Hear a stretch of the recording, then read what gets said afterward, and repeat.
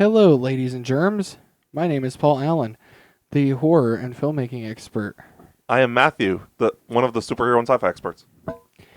And we have a very special edition of the review ward for the Cinema Asylum podcast. Tell us what it is. It might be a reach. Oh, Dylan, he made a pun on the actual podcast. This is part of the podcast. I know, anything that was in the main podcast, you lose a point. It's true. But this is part of the podcast. Yeah, he's talking anything that's not the main. It's like a bonus thing. It's not the main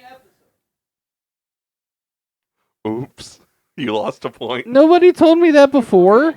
He told you when he pulled one off from me. Oh, yeah, I remember. You really reached for that one. Oh! Matthew just did it too! I purposely did it just to give you pity points. Okay, I'll take it.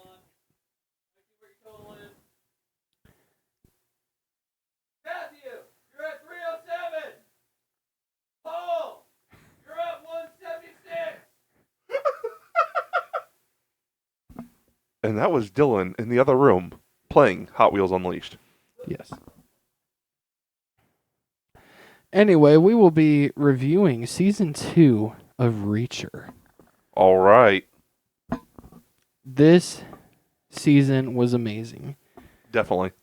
I'm going to do a very brief recap. Yeah. Because I really believe that everybody should go and watch this on Amazon Prime. Definitely. And if you're not a fan of ads, just fucking pay the extra $1 or $2 for the ads. You need to see this series. It's so good. And actually stream it where you should stream it. Yes. Give them the support. Yes, because that's how we're going to keep getting more seasons. I mean, there's 28 books. They've got Yeah. enough material to go for a while. Yeah. And Alan Richardson freaking loves this role. Mm-hmm. As he should. He's amazing at it. So Season 2, we start off with someone being thrown out of a helicopter. And it turns out that it's one of the soldiers that was in Reacher's platoon. Yeah, the 110th. Yes. Special Investigations Unit. Yes. Forgive me, I'm not as familiar with military terms, so if platoon is not the right word, please forgive me. I believe the term is unit. I'm not sure, though, either. Okay. Yeah, please feel free if anyone is more familiar with the proper terms, because I don't want to improperly identify anything. Nevertheless, though, turns out it was one of Reacher's men from his unit, and they get sucked back into each other's lives. They have to figure out who's doing this to them, why are they doing this to them, and it's a very good story, and it makes me want to read the book to see, like if there's any details that we didn't get, which I'm sure that there might be, because one question that I still have is what exactly happened to Swan. We never saw a body. We never even saw him outside of the flashbacks. Well, wasn't Swan the one who got thrown off the helicopter? Not the first time. Oh, I thought it was. No, they were unsure if he was behind it. They thought, Oh, yeah. yeah, there was a period of time whenever they thought he could possibly be, involved.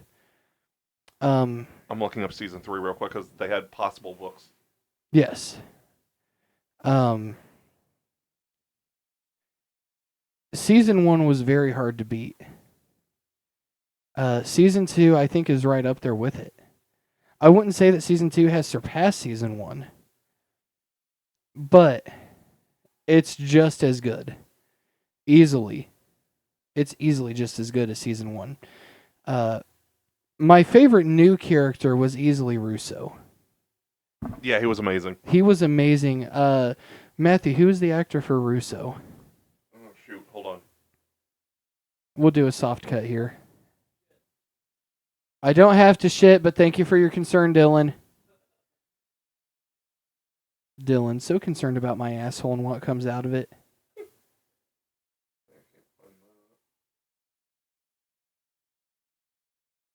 I was trying to see something, but I couldn't find it. I was trying to see what they had. I couldn't find the right article. They had guessed possible books for season 3. I know which one that I want it to be, based off of what I've heard about it. But who is the actor? I'm still looking. This phone's really slow. Oh. That's why I got a new one. Mm-hmm. I should have brought my phone in here. It would have been quicker.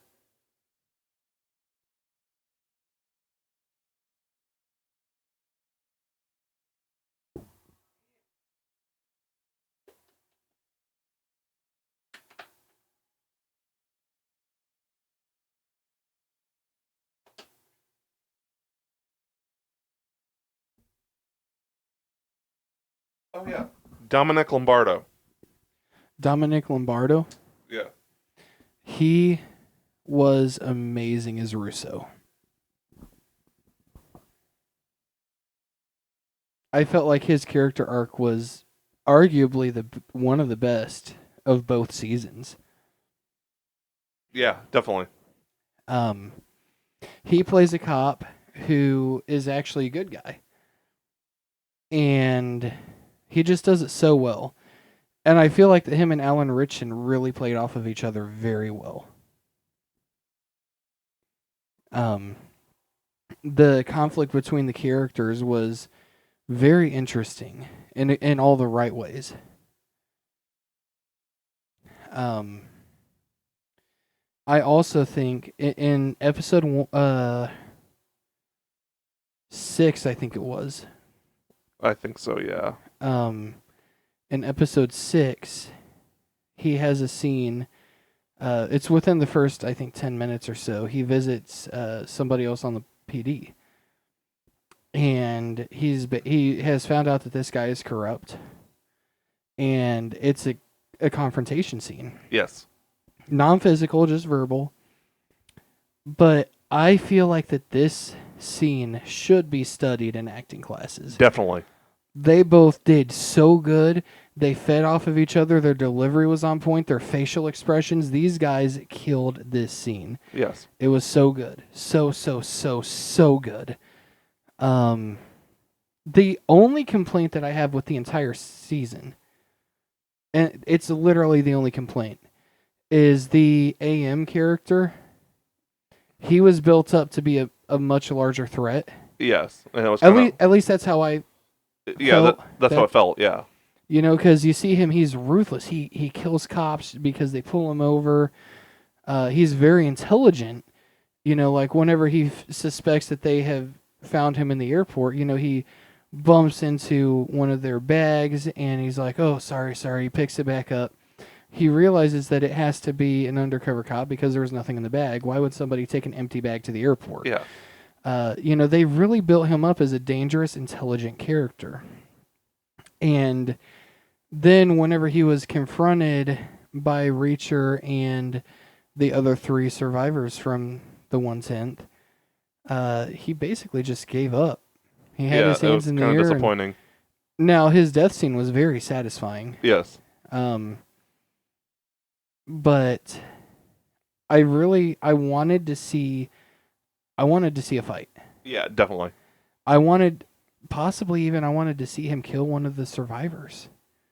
You know? Yeah. At the very least, fuck one of them up big time. Yeah. That's my only complaint. And it's not the biggest deal. Yeah. You know, because the explanation he gave made sense. He was the middleman. Right. You know, so it's not that it doesn't make sense. It's just that it felt like it was going to be bigger. Yeah.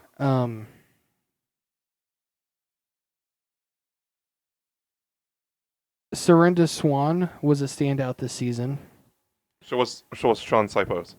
Yes. Sean Sipos was amazing. This is the first thing I've seen him in. Like I mentioned to you before, the listeners don't know about it. He was Adam Strange in Krypton. Mm-hmm. And he did that really well. Krypton was definitely underappreciated. It only ran 20 episodes, and it was canceled way too soon. I think the Neely character is really good as well. Of course, she returned from season 1. Yeah. She was actually the first thing I seen her in was another DC thing. She was in Swamp Thing, the TV show. Yeah. I want to say too, y'all, that Amazon Prime hosted a watch party for the finale of season 2, and 3 of the cast members were actively in the chat talking to fans. Which is really cool. Yes, that was amazing of them. Alan never jumped in. I kind of suspected he wouldn't, because obviously the moment they see Alan Ritchson, the moment that everyone sees Alan Ritchson pop up in the chat, they're going to fucking swarm him. Right. Um, He's been in quite a few big things. yes.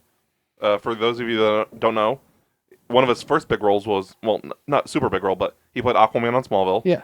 He was Hawk on the Titans TV show, and he was in Fast 10.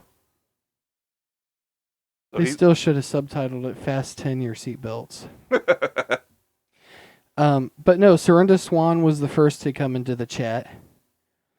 Maria Sten, who plays Neely, was in the chat, and then Sean Sipos was in the chat. I actually got responses from Maria and Sean. You should post those screenshots on the podcast page so the fans can see. I gladly will. So whenever I saw Maria in the chat, I just simply said, "Hi, Maria."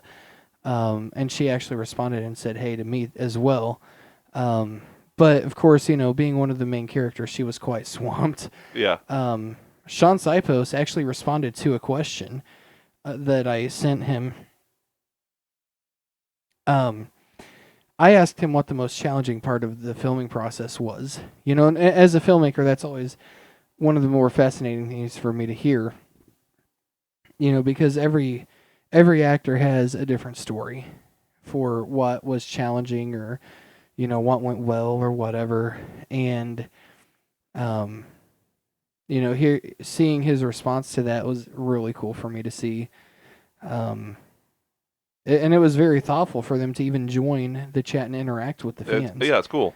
I did try to say hello to Serinda Swan a couple times, and of course, being Dixon, she had like everyone trying to talk to her. So yeah, I didn't really expect an actual response, if anything at all. But especially considering Dixon's situation with Reacher, which we won't say what it is. Oh. Mm-hmm. You'll just have to watch the season and find out. Please do. Now, what I'm about to say is a massive spoiler for the finale. Robert Patrick, man, he is amazing. Yeah. He did so good this season. I'm glad that they had him kind of limited throughout the season. We didn't mention him yet. He's actually the villain of the season. Yes. And we were kind of debating that before season 2 dropped. Yeah. We were kind of debating, is he going to be one of the good guys? Yeah, me and you went back and forth on that a little bit. I mean, you can't have Robert Patrick and now him as a villain. Yeah. T-1000, White Dragon. Mm-hmm. He did really good this season. Yeah. To be expected from him. We actually, while you were outside on the phone too, we actually talked about that during our Oscar snubs. Mm-hmm. People, actors, movies, whatever, that never got... Robert Patrick's never been nominated for an Oscar. Really? He's been nominated for 2 awards and never won either one. A God almighty. Saturn Award and an MTV Movie Award for Terminator 2. We need to get him in one of my projects. That way we can get him an award. Yes. That's so overdue. That's so long overdue for him. He's been at it for years. He deserves that. He deserves an award. Yeah. He's actually in another movie. Not a lot of people know about it really. And it's not necessarily the greatest movie. It's called The Edge of Fear. Okay. I think I've told you about it before. I think so. I really enjoy it. It has a lot of guys from Prison Break in it. Yeah. Which is part of why I enjoy it so much, because I think that all of them are amazing. But Robert Patrick was the bad guy in it. Stellar performance.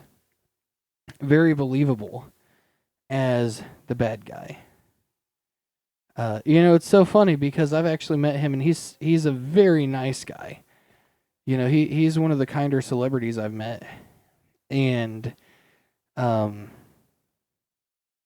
He's also a Christian. Yeah. So it's so fascinating to me to have had that personal experience with him, and then see him play a psychopath. Well, Peacemaker, he played White Dragon. Mm-hmm. Emphasis on the white. Mm-hmm. We were talking about that on the other episode too. They played a Nazi. But there again, I also understand because, like, I oftentimes gravitate towards characters that are opposite of me personally. Right. I feel like people do that best. Yeah. Because it's what can I do with this? Mm-hmm. Not, okay, this is too similar to me. Yeah. It's let's just go for it and what can I do with this? Do you think that after season 2 Reacher, he'll get his pilot license?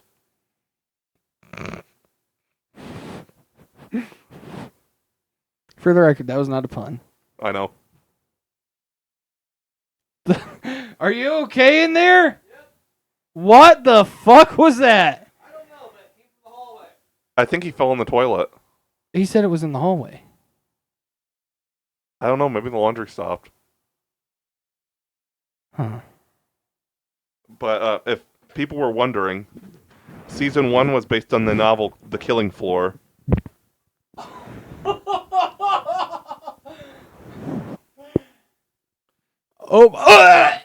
And season 2, and Us Right Now, is based on Bad Luck and Trouble. Because that was definitely bad luck and it was definitely trouble. Pun! Pun! Matthew just did a pun! 306!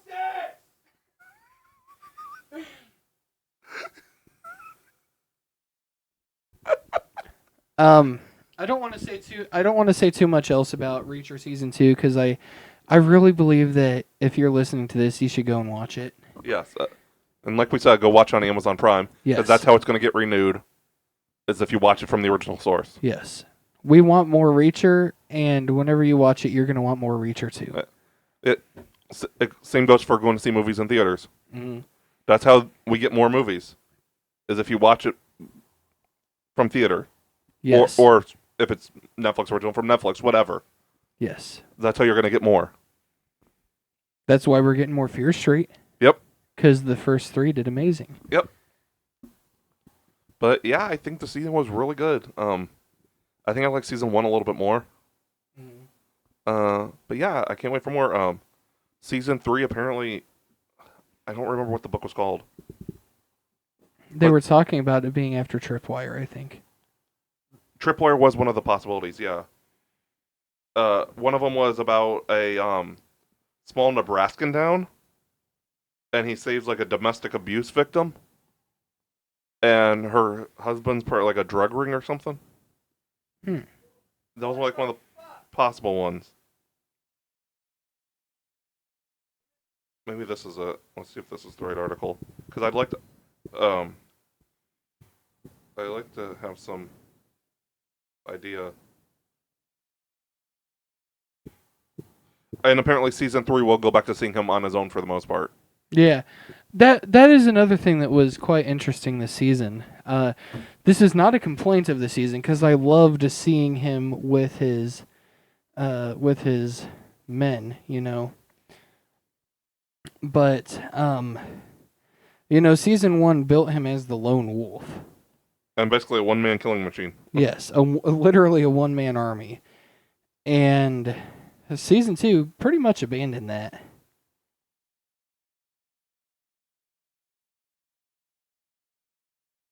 Yeah, it looks like it's going to be Tripwire. That's, from what I've heard, that's one of the more popular books. So, yes, I'm actually going to read a description of that on air so people can hear what it.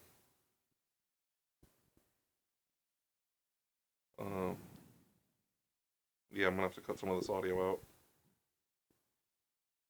This is apparently the 3rd book in the series. Man, they're jumping around. Yes, they are. Tripwire. Jack Reacher becomes embroiled in a mystery involving a Vietnam War vet who was reported missing in action, but who has resurfaced as a vicious loan shark with a secret he will murder to protect. Shit. Okay. I can get with that. Definitely. And we also encourage you, if you enjoy the show, go check out the books. Yes. Go support the author at the source. Yes. Even if it's an audiobook. Mm-hmm. Check out the source material. Absolutely. I'm all for that with comics, too. Don't just watch the movies. Read the comics. Yeah. See where it comes from. I don't know. But yeah, I think that's it for this Reacher review. Thank you all for tuning in. We'll see you motherfuckers the next time. Bye. Bye!